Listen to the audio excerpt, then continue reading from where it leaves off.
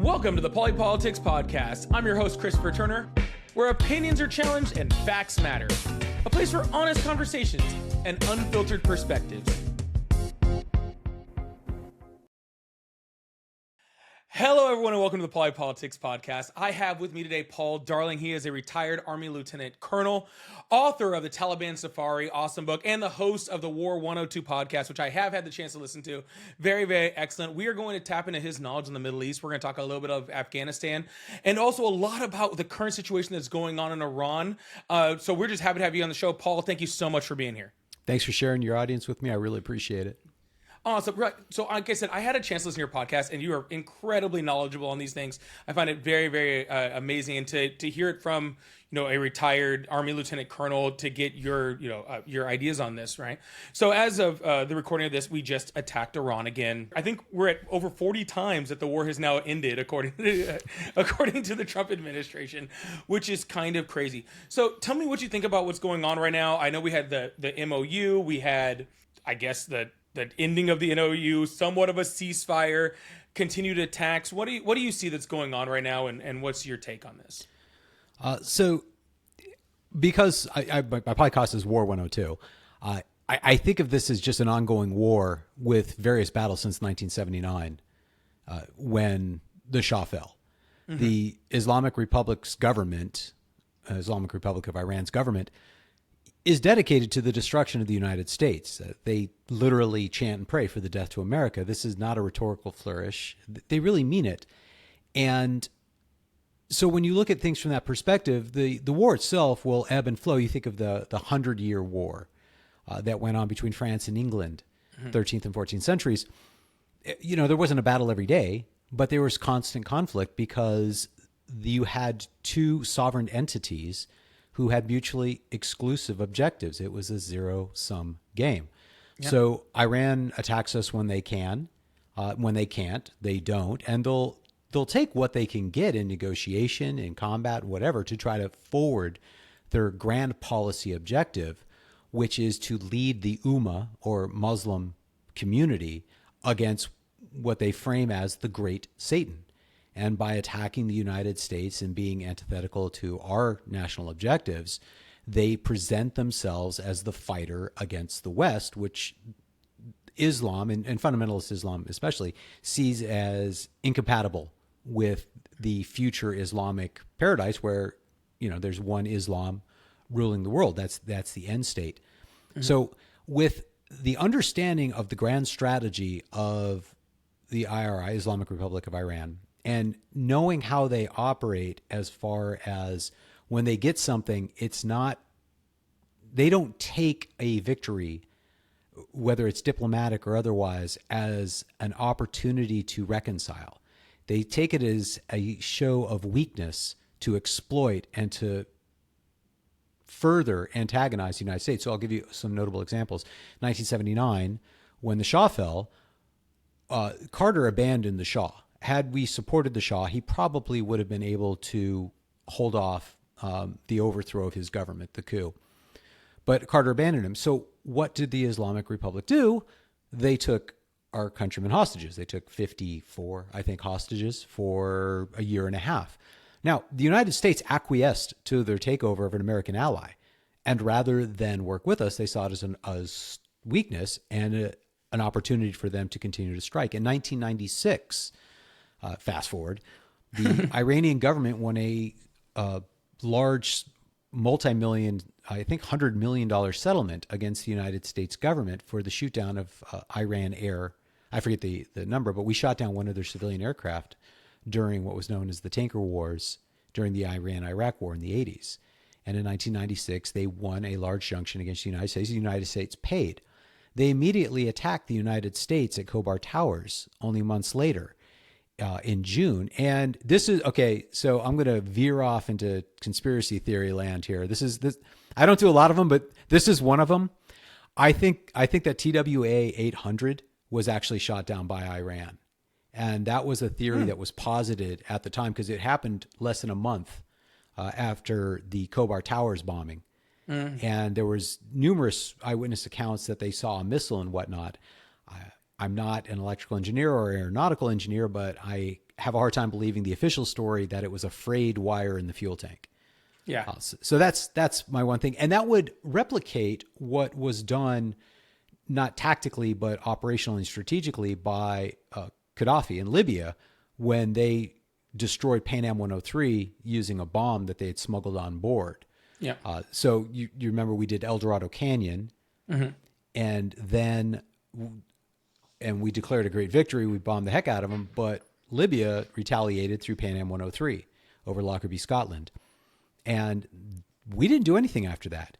So shooting down an airliner is one of those things that has happened a number of times in warfare. And again, we did it. We claim it was an accident. I have no reason to disbelieve that accidental claim. But the Soviets shot down Korean airliner 007. Libya shot down Pan Am 103. And I think that Iran shot down TWA 800. So, but the point being is they did that after winning a large settlement from the United States where they got a real big diplomatic and political victory. They don't see those as causes for reconciliation. They see those as opportunities for further aggressive action. So when they got the MOU, and I talked about this in my podcast, and I've talked about this, I've probably done 10 episodes on Iran over the past year. It is the news. Iran is going to continue to attack. That's just how they're framed. They're never going to come to any sort of long-term agreement with the United States because that's not who they are. It would undermine the entire purpose of the revolution. Yeah. Well, with that said, like I kind of question why we're even at war then, right? Like why we're even doing this, right? Because if the whole idea is that they're never going to stop, right? And we could get into the history of it, and, the Operation Ajax, we can talk about, the implementation of the Shah and the fall of the Shah and all that stuff, right? And, they have their different reasons for the dislike of the United States. I'm not saying they're justified. I'm just saying the reasons that they claim, right? But it gets to a point where it's like, okay, so now we're in this thing. I guess you have to admit that it is an escalation, right? Like this is, this is a severe escalation. I mean, they were doing a lot of attacking through proxies, attacking through like Hezbollah. Many claim, and I think with good reason, that the October 7th Hamas attack in Israel was funded by Iran, as they've been, funders of Hamas from that, right? So what are we getting out of this, right? If they're going to continue to attack, they're going to continue to attack at the same point that they were before, right? Maybe even an escalated level with 300 billion going in rebuilding funds, extra money releasing assets, extra money releasing sanctions, for oil. Then what are we doing here? Well, that's a fantastic question.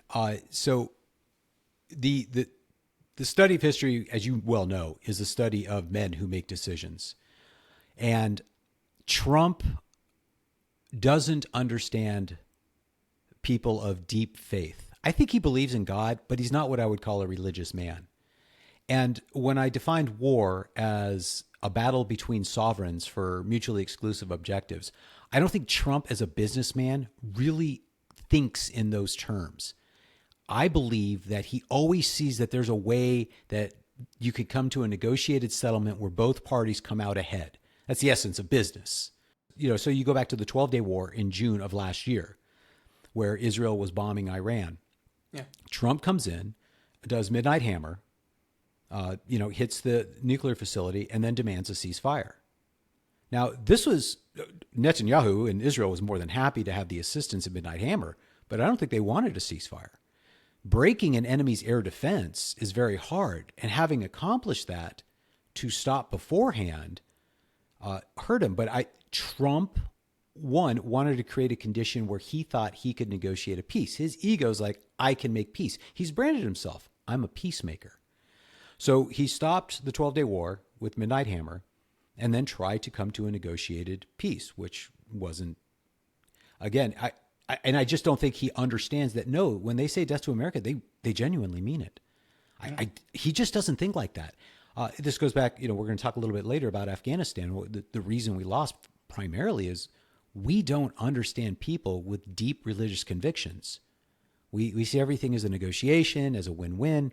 And we don't understand people who will sacrifice everything for such an ethereal concept as God or heaven. We didn't understand the Taliban. We don't understand the Islamic Republic of Iran. Yeah.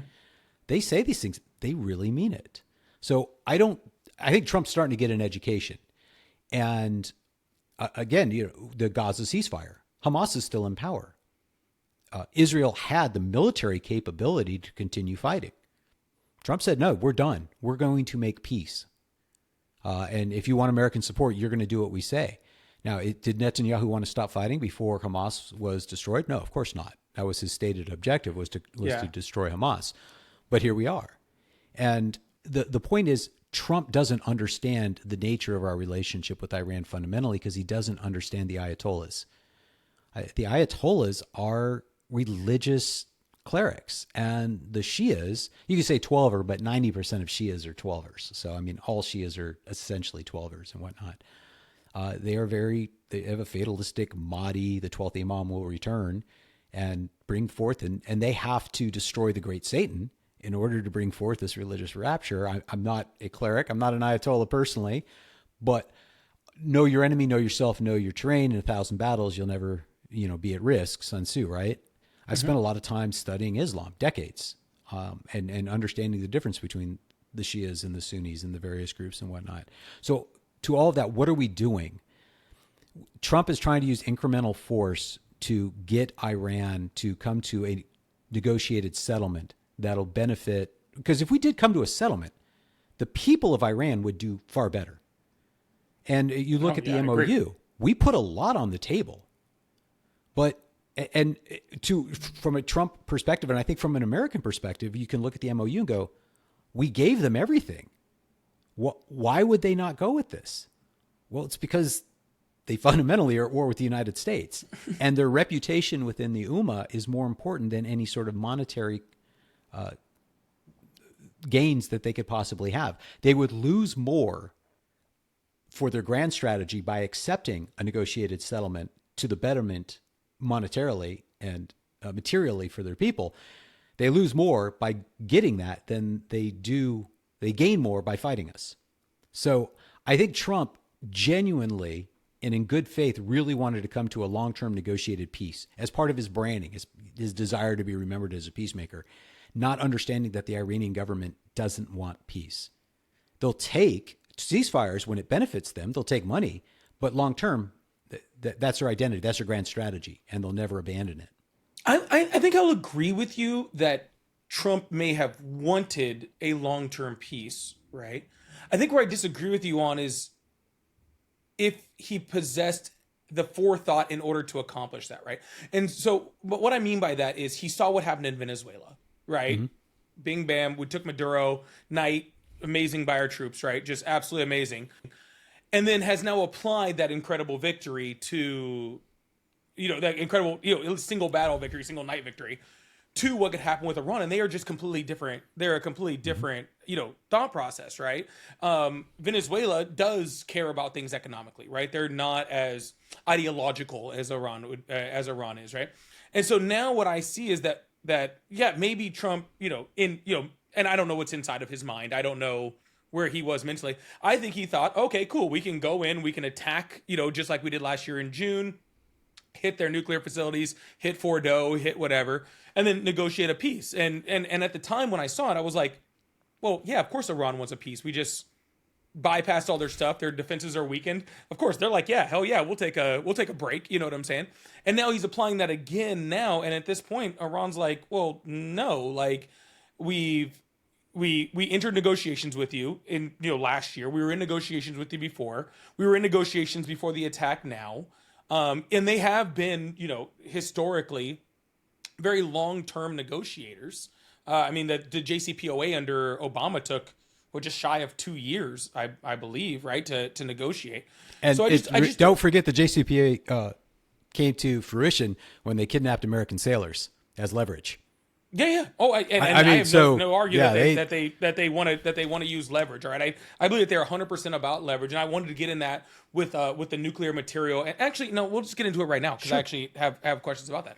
Because so last year we attacked Fordo, we attacked Isfahan, I don't remember all the nuclear facilities. Those are the two that just came to my head.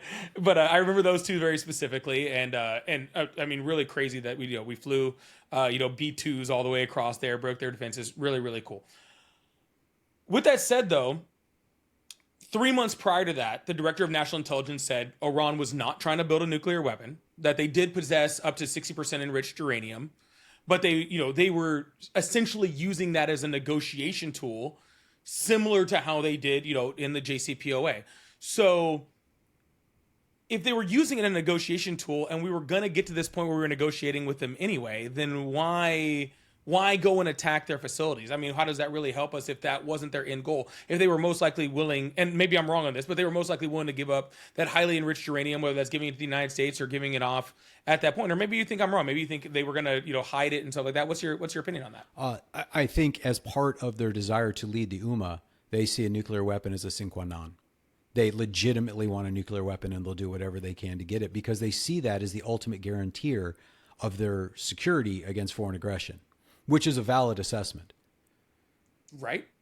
So I mean, that's what I was getting ready to say. And yeah, sorry, I don't mean to cut you off here, but are they not right? I mean, no, North they Korea, are.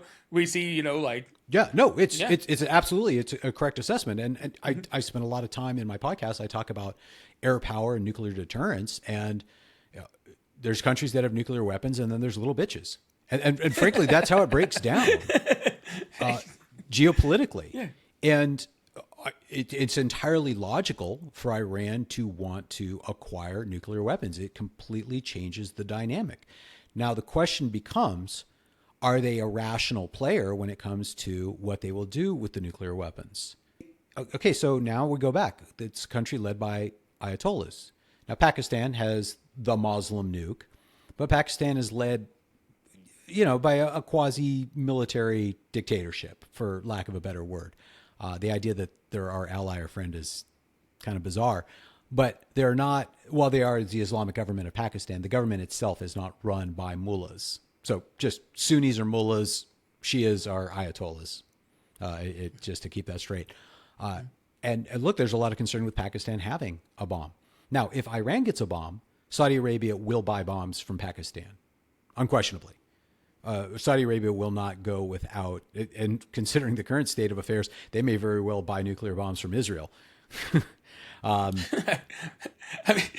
mean, the way things have been going with our friendly, and I don't mean to cut you off, with our friendliness that has been going on with Saudi Arabia and Pakistan, I wouldn't would it be out of the question to say they buy them from us? I don't know. But anyway, sorry, I didn't mean to cut you off there. Not at all. But here's the thing, though, with Iran gaining a bomb, and I have no doubt that they want to actually gain a bomb. Now, the why I can debate, but their actions and the use of their proxies and their on again, off again attack of American interests and American citizens, if there's a 10% chance they would use the nuclear bomb that they acquired against the United States, that alone is enough reason to do it. Now, the director's assessment at the time may have been, hey, we have the intelligence says they don't want a nuclear bomb. Which may say we don't have the evidence to indicate they do want one. But in their words and their actions and in common sense, there's no reason for them not to acquire it. And they have no need for the uranium. And they have spent a literal fortune in developing the highly enriched uranium that serves no other purpose. So the chances are Iran does want a bomb, the Iranian government, I should say. And so from Netanyahu's perspective, and their targeting reflects this, as long as the Islamic Republic of Iran and the IRGC and the Guardian Council runs Iran, there will always be a nuclear program of some kind. Even if you destroy all their current nuclear facilities, they will start again because they do think long term. As if it takes them 100 years, 200 years, as long as the government remains, they will always be seeking to acquire a nuclear weapon. The question then becomes, what would they do if they got one? So what do you do with the strategy? So Israel certainly tried the decapitation. We targeted military sites. Israel targeted leadership, which reflects our two different perspectives of the problem in Iran. President Trump, I don't believe, sees them as inherently intransigent, although I think his mind has recently been changed. I think he's coming around to Netanyahu's viewpoint that you just can't deal with the Islamic government of Iran. You can't do it. But there's no viable alternative at this point. The domestic, more secular opposition, as far as I can tell, just doesn't exist in any meaningful way. They've had 40 some odd years to consolidate their power, and they've consolidated it quite well. So then you're left with, well, I guess you just mow the lawn, which is what Israel, did with Stuxnet and their bombings and the assassinations of their nuclear scientists and whatnot. But the grass is still there. It's still going to grow. And I don't know how we would overthrow the Islamic Republic's government without a decade-long campaign. Right. Which, certainly Donald Trump doesn't have that time. Or I think the American people have the tolerance for that. Yeah. Well, the thing is, here's the thing. If oil was at $50 a barrel and we were spending $1.90 a gallon, the American people would not give a rat's ass. We've been in Kosovo since 1998. We are still in Kosovo today. We've been in the Sinai Desert with the MNF since 1979. We're still there today. You don't think, and I don't want to get completely into Afghanistan, but don't you think after like a 2-decade, campaign in Afghanistan, that just another decade-long campaign in another Middle Eastern country would just be... Well, it depends on the campaign. When you're fighting, we're talking about a regime change one, right? We're talking about a full campaign. But here's my point: is that obviously invading Iran would not be on the table. But I'm saying is, if we could militarily keep the Strait of Hormuz open for shipping. Gotcha. If it wasn't for the impact of oil prices and the disruption within the strait, American people wouldn't care. It'd just be another ongoing military operation. And, they'll take a few soldiers dead here or there, tragically, and it hurts me to say, but, all my children served or are currently serving. So I got the literal skin in the game. But the American people just don't care as long as it's not too bad. We've been in Jordan, since 2003. We're still. I agree with you on that. Sorry, when I first heard you say that, I thought you were talking about a prolonged decade-long military campaign, and that's what I was saying, that the American people just don't have the. Trump doesn't have it. Trump doesn't want to do it, and we're trying to do the air power solution. Some people do. I think some people. I think maybe your Lindsey Graham, some of your more war hawker people may actually want to, but I do agree with you on that. Yeah. Hegseth doesn't. Trump doesn't. Certainly Vance doesn't. Rubio doesn't. The leadership team is like, no, they know the limitations. No, I did want to ask you about one thing, because you were talking about Netanyahu and how he, his assessment of what's going on and the fear of nuclear weapons. Well, how do we really trust what Netanyahu is saying, really, right? Because, it's a fair point. Since 1991, there's been over a dozen times where he's claimed Iran was within weeks of creating a nuclear weapon. And he said it for, every president since Reagan, right? I think this one almost, or Bush or something. I hear him just like, oh, this is just another time of Netanyahu saying, Iran's about to get a nuclear weapon. We have to go attack them. He tries to convince the U.S. president to go do that. Every other time the U.S. president, including Donald Trump in his first term, right, has said, no, we're not doing that. And so right now I see, okay, the director of national intelligence says they're not trying to make one. I think that we had intelligence from pretty much everybody else besides Israel, right, saying that they weren't trying to make one. And so, but Netanyahu somehow says we do it, and we do it, right? And then on top of that, you have Joe Kent, right, the director of the Anti-Terrorism Center, saying we had no evidence that they were trying to make a nuclear weapon. A Trump appointee, and this was completely because of Netanyahu, right? So I think where I have a big problem is okay, if I had the evidence to really show hey, they were trying to make a nuclear weapon, I think I agree more with the attacks on the nuclear sites. I think I agree more with even more of a, we'll call it a limited campaign, right? Even currently, but it doesn't seem like that evidence exists. It seems like it's mostly being driven by Netanyahu from the people in the administration who are coming out and saying that. Again, I don't know, but from what they're saying. Okay, that's an absolutely fair point. And I think Netanyahu clearly has an alarmist attitude towards Iran. If I was the Israeli prime minister, I would as well. I will say unequivocally that no one has a better intelligence network operating in Iran than Israel. The intelligence agency of Luxembourg could come forth and say, we have no intelligence indicating Iran is working towards a nuclear weapon. And I would absolutely believe that would be the case. I wouldn't give a shit. Yeah. So sorry. By the way, for Luxembourg out there, we love you. I've been there. Beautiful. It is. Beautiful, I've been there country. as well.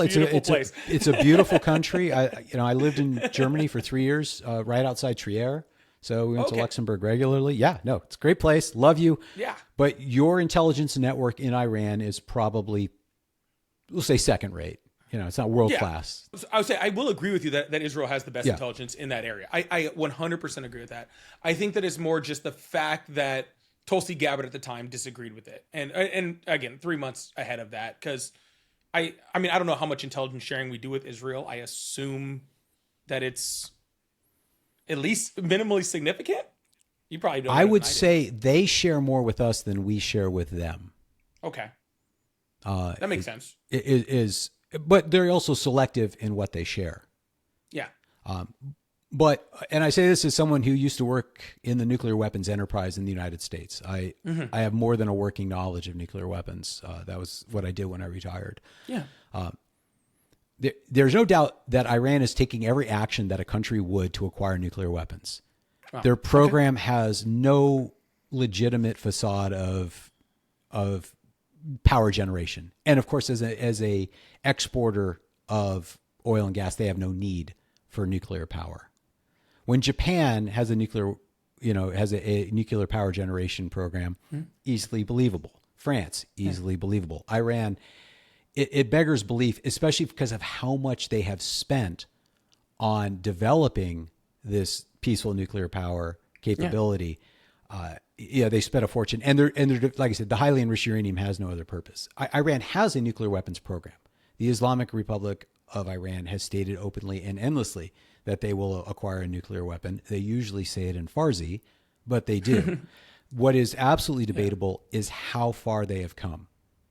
And no one has a complete answer. So from an Israeli perspective, and certainly from our perspective as Americans, is you have to kind of take a pessimistic view. Like, you have to look worst case. And so you mentioned Venezuela, and you mentioned North Korea. North Korea has one overarching political objective: the survival of the Kim regime. Yep. Them using their nuclear weapons in an offensive manner would do nothing to benefit the survival of the Kim regime. And so we go into Venezuela, and this goes back into the faith. Communism as an ideology to counter is far, far easier than Islam. Communism at its root is a materialistic, atheistic belief that someone has more and they've gotten it illegitimately and we're going to take it from them. If you can materialistically counter that, either literally through giving the money, like right now, the Marines are dropping off millions of dollars of supplies to Venezuela because of the earthquake. You can look and say, compare East Germany to West Germany, compare North Korea to South Korea. Communism as a motivating ideology for conflict is in its waning, except in college campuses. However, Islam, being a religion, a faith with a otherworldly, ethereal promise, is much more difficult to counter intellectually and through negotiation. And so one of my frustrations with Afghanistan was we attempted to use tactics and talking points that were crafted in countering communist insurgencies and apply them against Islamic insurgencies. And it does a discredit to the faith of Islam and how strong it is to their adherents to think that what we used to counter communism was going to work against Islam. You can't out heart and mind Allah to a Muslim, to a practicing Muslim, but you can do a communist. Yeah, and so I definitely agree that communism is materialistic. I disagree that it's atheistic. I will say on that. Oh yeah, I completely disagree with that. I think that communism has existed in multiple religions. I mean, if you want to look at communism in Russia, where Russian Orthodox Christianity was still behind it, right? We looked at communism, I think in many different forms that don't exist within atheism. I would not concur. I think Stalin was forced to embrace the Orthodox faith during World War II because he realized to motivate the Russian people to fight that it took more than communist ideology to motivate peasants to fight. Much for the same reason that the Nazis, which were, occultist secularists, still had Gott mit uns as their, on all their belt buckles, because when you're motivating people to to fight and more to the point to die, National Socialism and communism and Bolshevikism isn't enough of a motivator. So the initial, when Lenin came in, he went to an absolute war against the Russian Orthodox Church. And it wasn't until really World War II under Stalin that he embraced the Russian Orthodox Church as a necessity to motivate the Russians to fight, because it was a brutal campaign. And to the majority of the Russian peasants, they didn't care whether they were ruled by Nazis or communists, because to the peasants it was irrelevant. But by appealing to their belief in God and that the Nazis would attack the Orthodox faith, which they would, he was able to motivate the Russian people to fight. So that's where I would non-concur with your assessment. The war of Lenin against the church is unquestioned. We're diverting, but this is critical to understanding what's happening in Iran. Well, no, and this is all I'm going to say. I think that I understand your non-concur. I completely do. I really do. I understand it. I just think by that same logic, all socioeconomic ideologies are all atheistic, and then they leverage religion in order to push their agenda because they need to, right? You brought up the Nazis, right?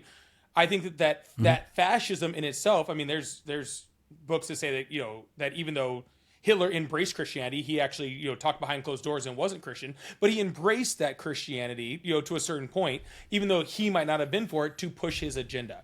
And I would believe, and I think that we could almost talk about Iran in that same way. I think that it's totalitarianism to a certain point that leverages Islam in order to achieve its goals, because it needs the religion in order to become so ideological that, like you said, people will die for that socioeconomic standard.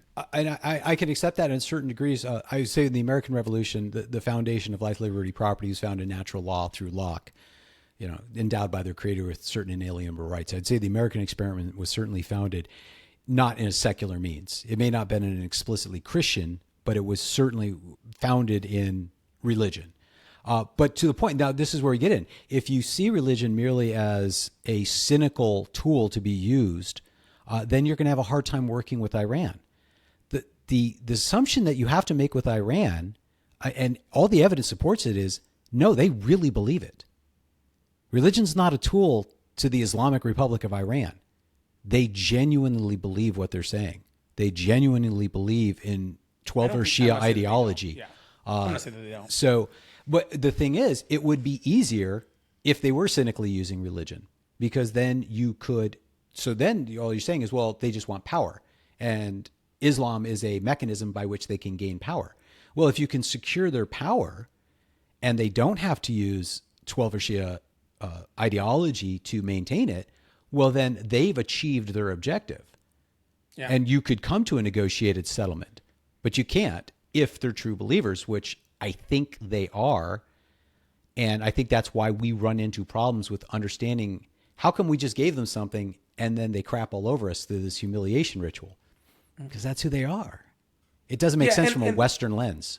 When you're talking about and I don't want to divert this, because I do want to get back to, because I do have questions about the nuclear program, because Sure. You have talked about that. But when you said the American experience and where there was deists and all that sort of stuff, America isn't what I consider like a socioeconomic ideology, right? Like capitalism is, right? And we've seen throughout history that the United States is capitalist, and we have seen through history where capitalism has used different religions in order to progress itself. So even if anyways, that's where I was going with is more like the capitalist versus communist versus maybe socialist or fascism, and how they use religion in order to kind of form their thing. I think when we get into the United States as a whole, that's a different experiment in itself outside of that. But I do want to push into where do we go from here, right? Because you said, they're going to continue to try to make a nuclear weapon. I don't disagree with you on that, right? I agree that they want to become a nuclear power, just like, again, we might go in and take Maduro, but we're not going to take Kim Jong-un. What's the big difference in that? Probably nuclear weapons, right? They're signatories of the NPT, right? I mean, it is what it is, right? They are. Donald Trump has already said, they've kind of given up on the whole idea of denuclearization. They've given up, even according to this MOU, on the complete, disarmament of their ballistic missiles. Yeah. So where do we go from here? Like, how do we can't live in, I mean, I guess we can live in this. I guess we can live in this. We have lived in a state of war. We've done it before. Yeah. Is that the best option? Is that where we go from here? You know? So what I would recommend is, unfortunately, a maintenance of the status quo, where we continue to put pressure on them economically. We make it difficult for them to acquire nuclear weapons. If we isolate them politically. If you could remove Iran's here, and this goes in, what is China's ultimate objective is, if it's to counter the United States, then China will always support Iran. I think we could put more in the absence of Chinese support. I don't think the Iranian nuclear program would be as strong. I think if we could more directly link some of the actions in economics and trade with China, with their support for Iran, that would gain us some leverage. We got to open up the strait or bypass it. And right now, I mean, there's pipelines. They're looking at different ways to make the Strait of Hormuz less valuable. Because you have that narrow, you have the peninsula jutting off from Qatar, where you could run you could bring a tanker up, run a pipeline across it and refill it. It'd be a pain in the butt. Ultimately, I'm very disappointed in our Navy. Yeah, they do, but it's not enough for the throughput. But they're increasing it.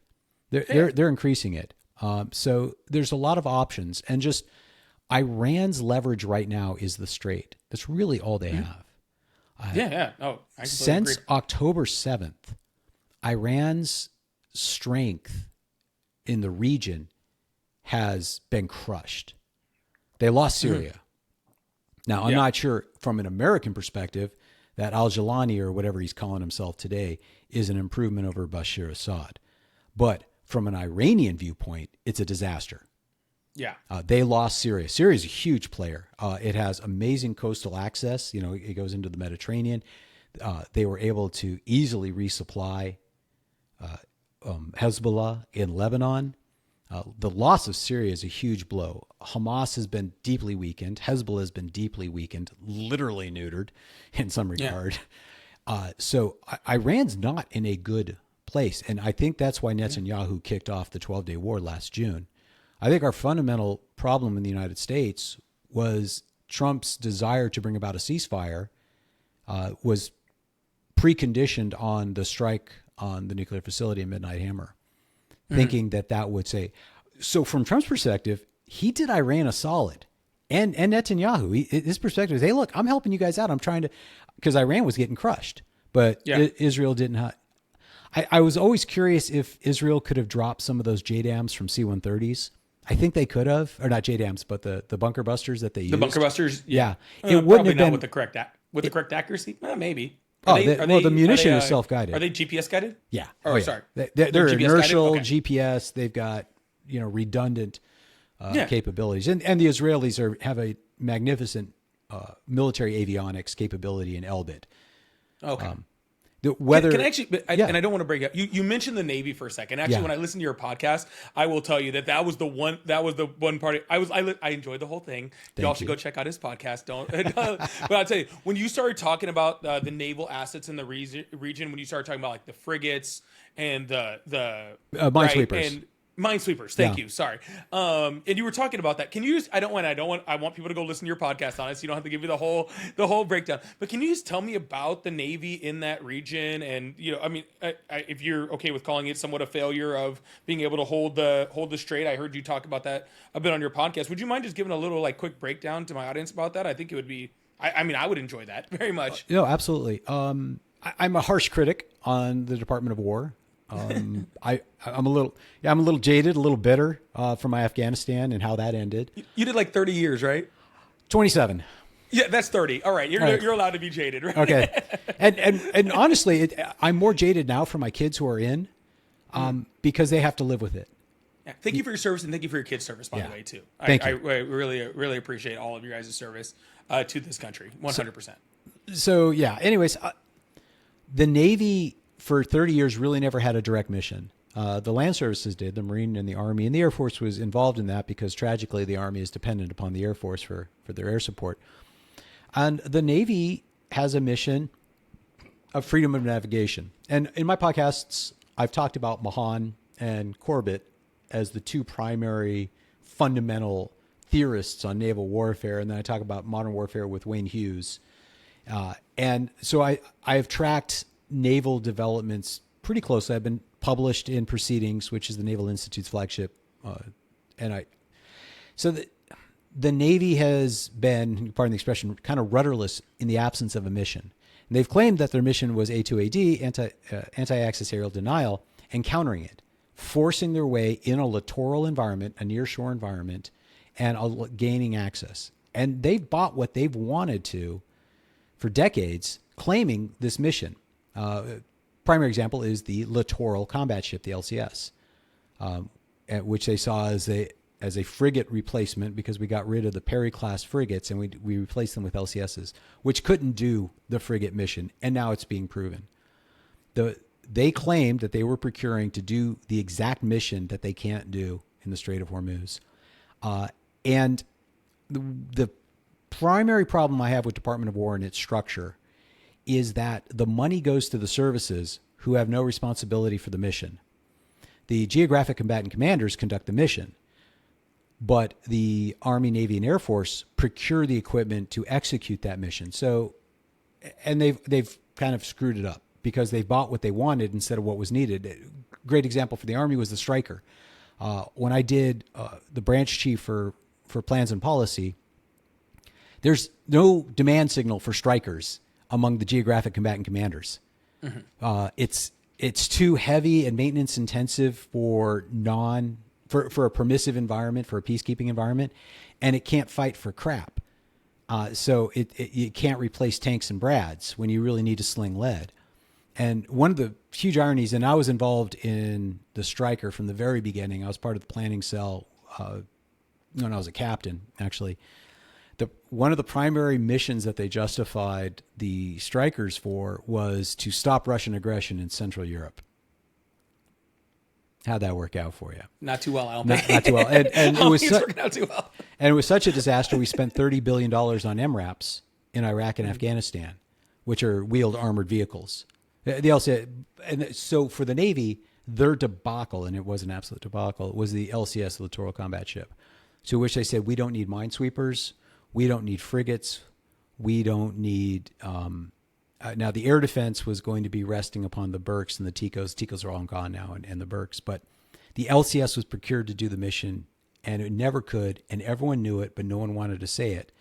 And the geographic combatant commanders, even if they wanted a different ship, the Navy wouldn't have bought it. If CENTCOM had come and said, we need minesweepers, Navy could have gone, no, we're not going to buy that. We'll buy more LCSs, and that'll do the mission good enough. I blame the admirals, I blame the generals, but just as much I blame the entrenched bureaucracy. In my last 2 years I spent in D.C., I saw how bad it was. That's why I retired.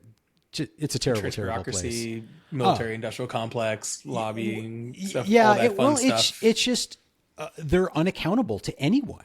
Right. An admiral or a general comes in and says, I want to do this, and the bureaucrats will go, no, I don't want to do that. Mm-hmm. An elected official, Pete Hegseth, can come in as a SecDef, appointed by the Congress, appointed by the president, and confirmed by the Senate, and he'll come in and we're going to do this, and the bureaucrats are like, yeah, we'll get around to that, maybe. And those bureaucrats never leave. They've been there for decades. Oh God! No, let's not get into term limits, and that's a whole kind of yeah. So I'm sure we'll agree on very much so. Yeah, the bureaucracy is just it's murderous, and as bad as term limits are, and a lack of term limits for elected officials. Their staffers are just as entrenched and powerful, and in many ways, for like you bring in new congressmen, they're completely dependent upon the long-term staffers to help them through it. So where does the real power lie? I don't think it lies with the elected officials, and it certainly doesn't within the DoD, Department of War now. Well, it's actually kind of crazy. You almost like jumped my question there, which I appreciate 100%. Because I was going to say, when we're talking about modern warfare, mm-hmm. right?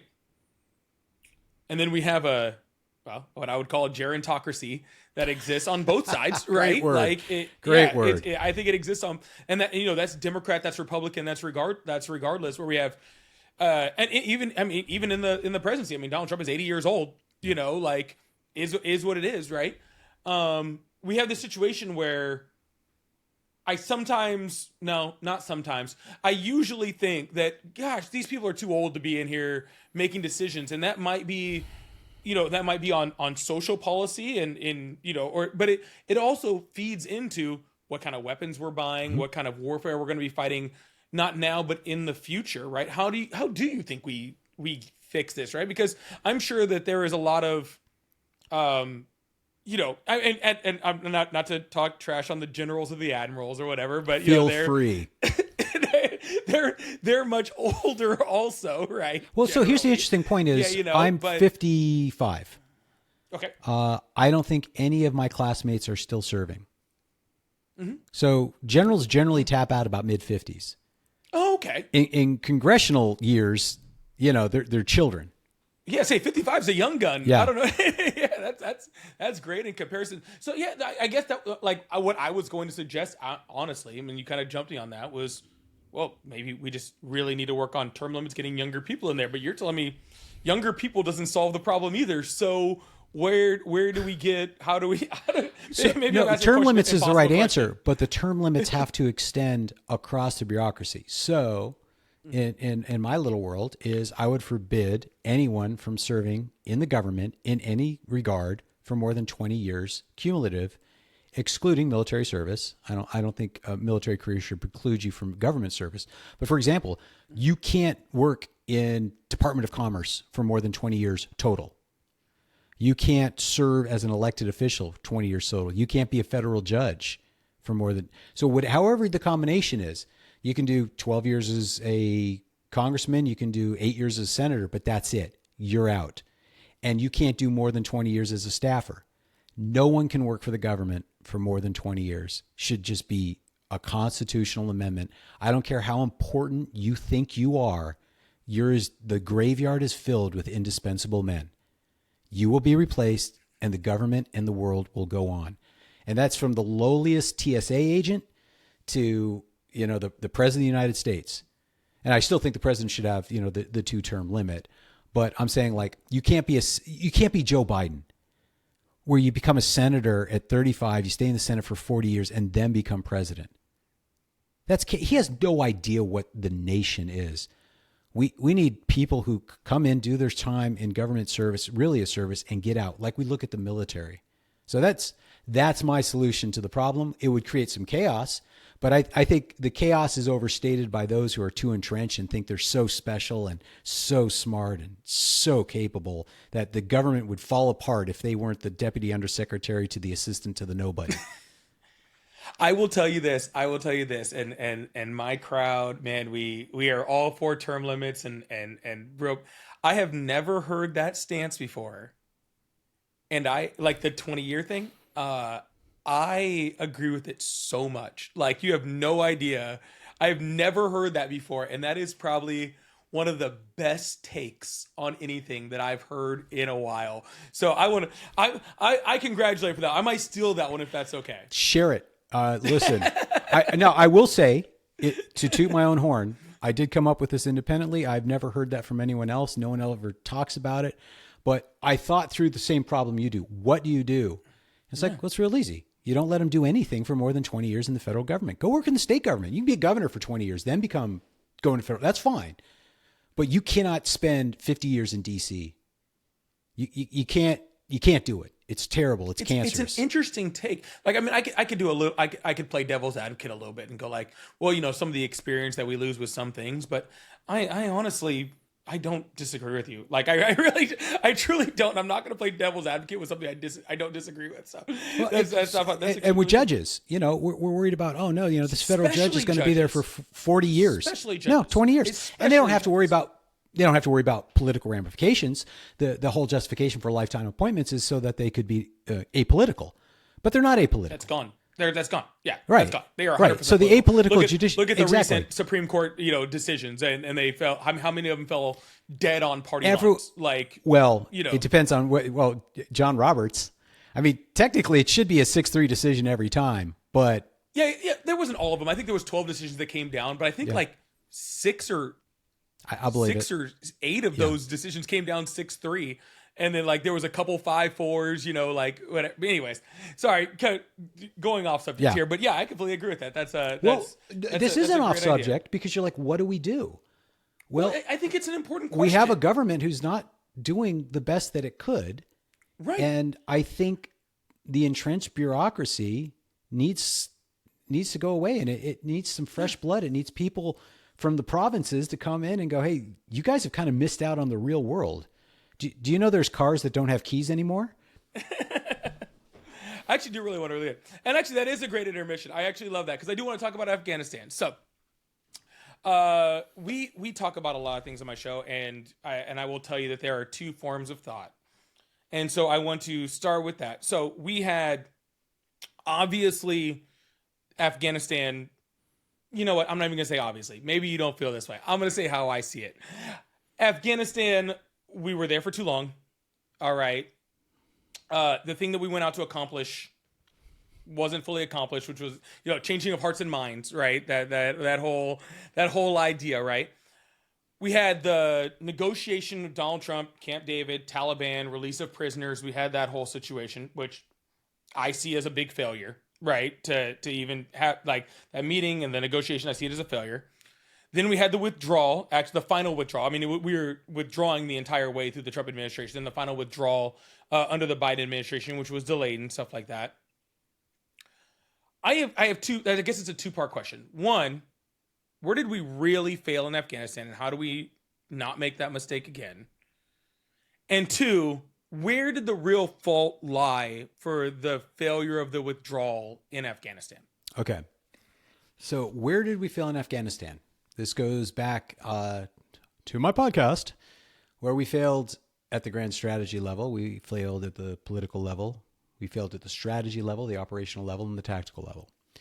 So at the tactical level, we gave up our mobility. We went to MRAPs instead of using aviation assets to move on the battlefield. And so the vast majority of the casualties we incurred were from IEDs when we were mounted. And this is true in Iraq as well. We were moving in armored cars, which is World War I technology. And we abandoned the technological advantages that were critical to a counterinsurgency, which is superior mobility. Our helicopters are too expensive to use in combat. We're terrified of losing a single aircraft, and so we don't use. If you're afraid of losing an aircraft vehicle, whatever, in combat, then it's not a combat piece of equipment. It's a showpiece. Yeah, sure. So, operationally, strategically, the sine qua non of an insurgent is a safe haven. We allowed the Taliban to use Pakistan as a safe haven. What's worse is we were giving billions of dollars to the Pakistan government, who was funding the Taliban. We were literally paying for the Taliban to attack American forces. Operationally, we tried to make the Afghan National Security Forces a mirror image of the American military, which was unnecessary to the mission. It was improper for the terrain, and it didn't. Afghans are not Americans. So you can't build an army modeled off the American culture and education system and all that, copy it, and just hand it off to the Afghans. It's ridiculously expensive, and as we saw, it failed utterly. Yeah. As soon as we left, they fell apart. The South Vietnamese army lasted for 2 years after American forces withdrew, before they were defeated by an armored invasion from North Vietnam. Yeah. The Afghan National Security Forces, despite having a far greater overmatch numerically and materially than the Taliban, then the ARVN was far closer in strength to the North Vietnamese army than the Afghan National Security Forces completely overwhelmed the Taliban, yet they still lost. Politically, we created a government in Afghanistan that was completely unsuited to the country itself. We had a highly centralized government, federal government, that appointed the governors of the provinces. And so much of the Taliban's talking points was that Karzai and then the later governments were a puppet of the Americans. and that all your problems were because of the American puppet Karzai. So I was in Zabul province. The governor of Zabul wasn't from Zabul. He was a crony of Karzai, a nice enough man, but the people of Zabul themselves had no loyalty whatsoever to him because they had no say in their leadership. So we created this French-style, completely centralized constitution, and it was a disaster. We made several critical mistakes. We appointed people, and so and then at political and at the grand strategy level, the entire global war on terror operated off a fundamental premise of Islam as a religion of peace. That if you remove the malignant dictators and you just had a vote, well, then naturally some sort of Jeffersonian democracy would arise organically. We removed the strongmen and said, well, figure it out, because Islam is a religion of peace and it'll be fine.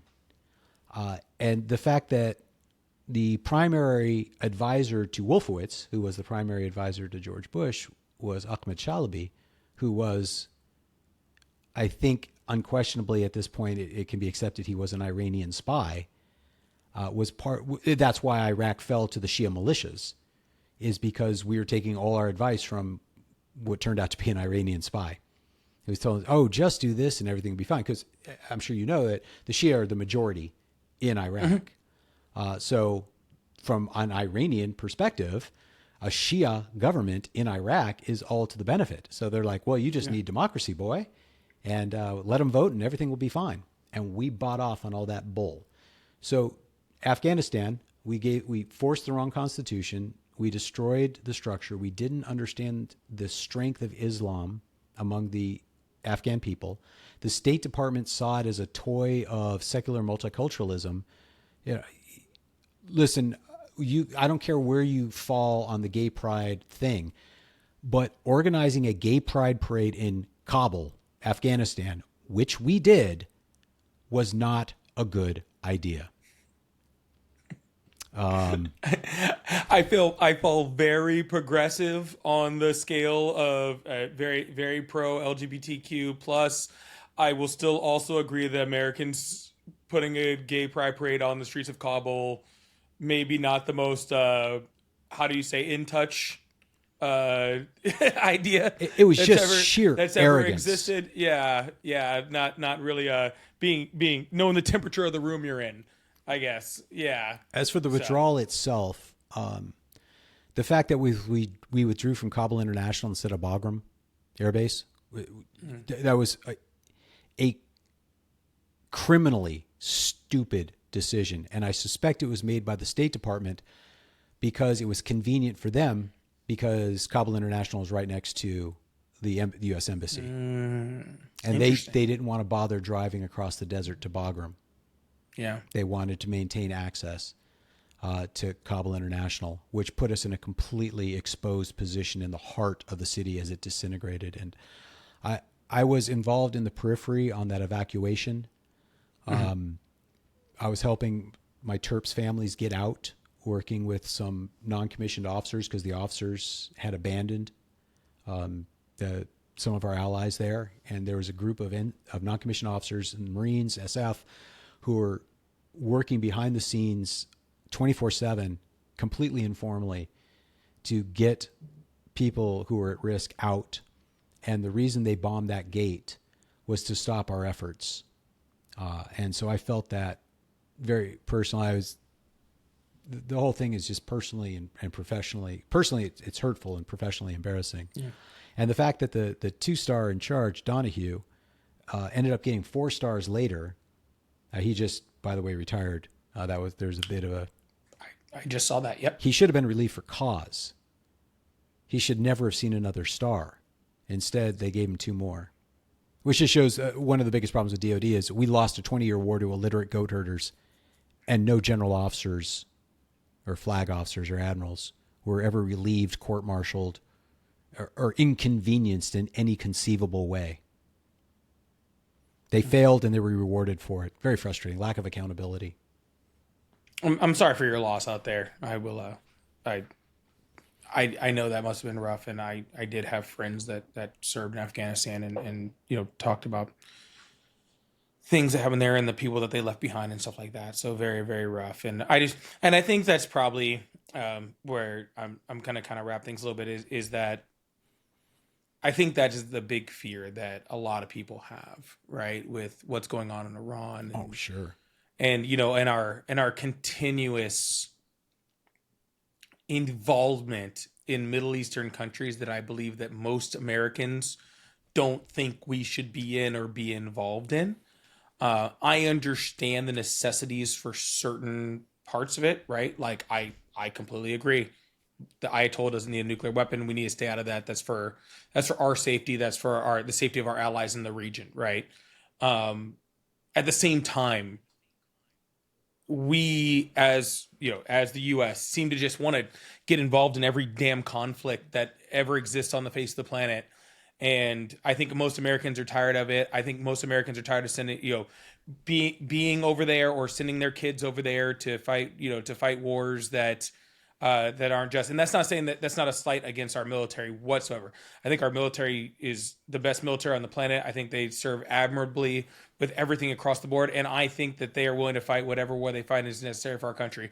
I just think that they would prefer to fight wars that are a little more obliviously necessary. And maybe you disagree with me there. So no, I absolutely agree. I think the debate could be had, and people could honestly disagree for all the right reasons, that Iran is and has been at war with the United States since 1979. How we fight that war is easily debatable, but what I like to remind people is it takes two people to make peace, but it only takes one person to make war. And we may not have thought that we were at war with Al-Qaeda on September 10th of 2001, but Al-Qaeda was at war with us. Yep. So pretending that Iran is not at war with us, does not chant death to America, is not trying to acquire a nuclear weapon, isn't healthy from a long-term grand strategy of the United States. And if Iran were to gain a bomb, I cannot tell you what they would do with it. I can't tell you that they would just keep it as deterrence. I can't tell you they wouldn't hit Tel Aviv. I can't tell you they wouldn't hit New York City or Washington, D.C. I don't know. And any one of those three courses of action are quite possible. Yeah. So how we deal with that reality, I don't know. Ultimately, the Islamic Republic of Iran needs to be replaced as a government in order for us to have a long-term peace with the people, which I certainly want. I have no qualms or hatred of any of these people, to be honest, as long as they don't have hatred or qualms with me. We talk about Afghanistan via Iraq as being the good war, but frankly, not a single Afghan flew any jets in 9/11. And okay, so we went there because Osama bin Laden was there. Well, Osama bin Laden spent the next 9 years in Pakistan. We didn't invade Pakistan. I honestly think we went to Afghanistan as some little experiment of the State Department to try to carve out this something that just doesn't match. And look how friendly we are with Pakistan now. It is what it is. I mean, we're doing these negotiations with Iran and Pakistan. They're being very friendly to us, or we're being very friendly to them. Yeah. I don't know if they're being friendly with us. I'm sorry. I don't want to. I don't think they are because at the end of the day, they harbored bin Laden for 10 years. Yep. And they took the billions of dollars that we gave them and funneled it to the Taliban so they could kill Americans. Yeah. And I think the whole time the Pakistan was sending their military officers to Command and General Staff College and War College. So I'm a little tweaked with Pakistan, truth be told. They're not our friends. Yeah. Well, I think that might be the biggest disagreement with that I have with. I think that just to kind of finish things up, I think that the overwhelming majority of Americans agree that Iran should not have a nuclear weapon. Yeah. I think the disagreement just comes when it's how do we get to that point, right? And I think from my point of view, right, you can have your disagreements with the JCPOA all you want, right? There are parts of the JCPOA that I don't completely agree with, right? But it solved the problem it stopped them from having the nuclear weapon, right? We had the IAEA in there. They were inspecting the nuclear facilities, which is very similar to what we're getting to right now. And then I see, actual kinetic warfare happening right now for us to pretty much end up in a spot where the IAEA is going to get in there and start inspecting nuclear facilities. They might turn over their nuclear material. I think that my biggest argument towards it is we need to do this through diplomatic means because it's cheaper and it seems to be more effective. And I think that the disagreement I have with this administration is they feel the need to, and I don't know how you feel, I'll obviously let you answer, but that kinetic warfare is necessary first and then diplomatic solution comes afterwards. And I just don't personally believe that was necessary. That's fair. I will counter that with the JCPOA was a cut and paste from the agreement that Madeleine Albright created with the North Koreans in the late 1990s. Interesting. It was the same agreement, same protocols. North Korea still got a bomb. The IAEA, so they could inspect what Iran let them inspect. The International Atomic Agency inspectors were not granted access to all the Iranian nuclear facilities.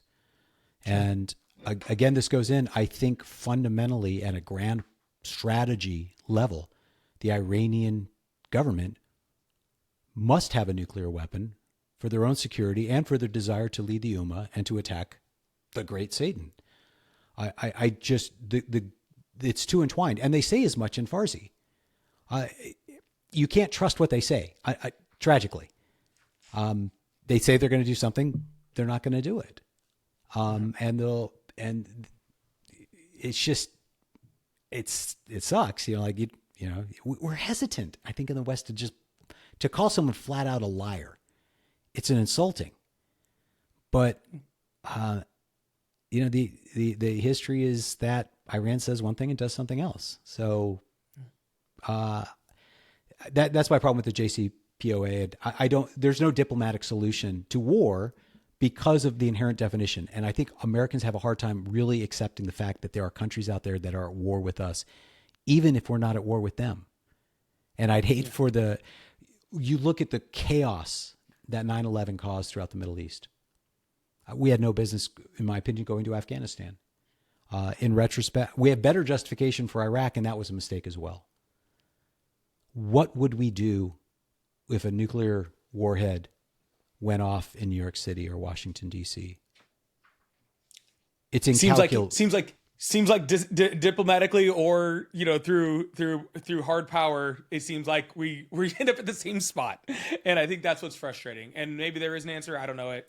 I think, unfortunately, like we end up at the same spot. What we've done for 20 years is mowing the grass. We attack them occasionally. We keep the sanctions on. We make it difficult for them. We work on a long-term alternative. There's a lot of Iranian people who do not like the Islamic government of Iran. You've got the Kurds. It's a long-term. There's no quick solutions, and Trump's looking for that, and it's just not on the table. And we have to stop pretending that we're going to negotiate our way into the hearts and minds of the Iranian Revolutionary Guardian Council. That's not Guard Corps. That's not going to happen. They genuinely believe what they say, and that sucks.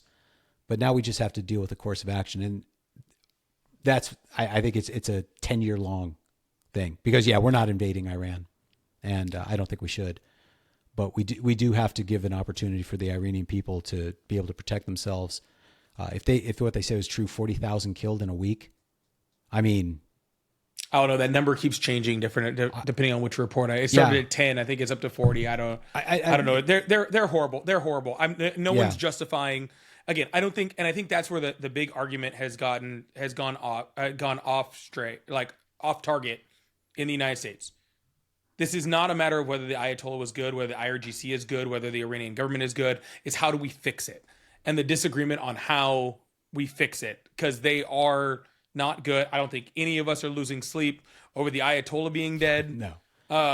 Maybe the fact that we spent billions of dollars killing an 86-year-old that. Well, if it makes you feel any better, I'm fairly sure Israel did almost all of those decapitation strike. That was Israel's thing. Us in conjunction with Israel, I kind of count it as a joint attack. I'd like to frame your question real quick. How do we fix it?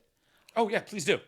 So the question then becomes, can we fix the existing government, or is fixing it means a new government somehow has to come into place? And we played the long game with the Soviet Union. And in the end, it worked. Now, Putin replaced him, but Putin is preferable to the Soviet Union. The existential threat, and you're a little bit younger than I am, the idea of a legitimate nuclear war when I was a kid was assumed. So The Longest Day is a movie, came out in 1983. Did you ever see that? No, I haven't actually. Does that sound so familiar? Oh, not the Longest Day. The Day After. The Longest Day was about World War II, D-Day. Yeah. The Okay. Day I was After. like, I have not seen The Day After. No, It's not a very good movie. Was The Longest Day a book? It was. Cornelius Ryan wrote the book. And I believe I read that book. Fantastic movie. It's been a long. I might have read it in grad school, actually. I think, but it's been a while. But yeah, I'm sorry. Please continue. So The Day After was about a fictional, about a nuclear strike, and they aired it on primetime television. I was a kid. I was in. About this. I'll never forget. 7th, 8th grade. It was all we talked about. As a child, I grew up with this fear, terror of a nuclear exchange being inevitable between the United States and the Soviet Union. Thankfully, Gen X was the last generation to deal with that existential sort of dread as a child. It's gone. The long game can work, but we have to have a grand strategy as a nation and kind of stick to it. And I think we're a little bit schizophrenic. I think we just have to acknowledge that the Islamic Republic of Iran will always be at war with the United States. It's who they are. The death to America, they mean it. And we just have to find a way to encourage a different government to rise up. And I don't think the majority of the Iranian people actually support that government. I could be wrong. It's like 20% from the numbers I've seen. Yeah. 20% support the Ayatollah. That's it is a reign of terror. And anyways, that's where I'll tell you my opinion. I'd love the government of Iran to be gone. I don't know if I'm willing to put us through a decade war to get there. No. And I think that's where I'm at mentally. But that's how I see it. But anyways, maybe the American people feel different than I do. But when I say war, I say effort. I mean, encouraging, sanctions. We've had sanctions on them since. How long have we had sanctions on? 1996. After they did Khobar Towers, we've had sanctions on and off. So we can maintain sanctions and have for 30 years. Continue them. Maybe strengthen them. We were off 3 weeks ago and went back on today. I'm pretty sure. Yeah. And that was an attempt at Trump to come to a negotiated settlement. It's not who they are. But we got to get the oil flowing. And if we can't do it by force majeure, then we got to figure out another way to do it. It's a complicated problem. Iran's good at what they do. They're not stupid people. They may be religious fanatics, but they're not idiots. They know where to apply pressure. So I'm very familiar with religious fanatics and know where to apply pressure. I understand that. Anyways, Paul, thank you so much for being on the show. We really, really appreciate you. Y'all, if y'all want to check out Paul's podcast, War 102, I've listened to it myself for quite a few episodes. I'll probably continue to subscribe. Also, he has his book, Taliban Safari, if you want to know more about his Afghanistan. Again, Paul, thank you so much for your service. Thank you so much for being on this show. I really, really appreciate your perspective, and I hope to have you on again. I think we might have some more in the Middle East to talk about. I'd love to. Later on in the future. We could talk Lebanon. Yeah, we can talk Lebanon. Absolutely. All right, Paul, thank you so much. Have a good one. Have a great evening. Thank you. Thank you for listening to the Polypolitics Podcast on YouTube and wherever you get your podcasts.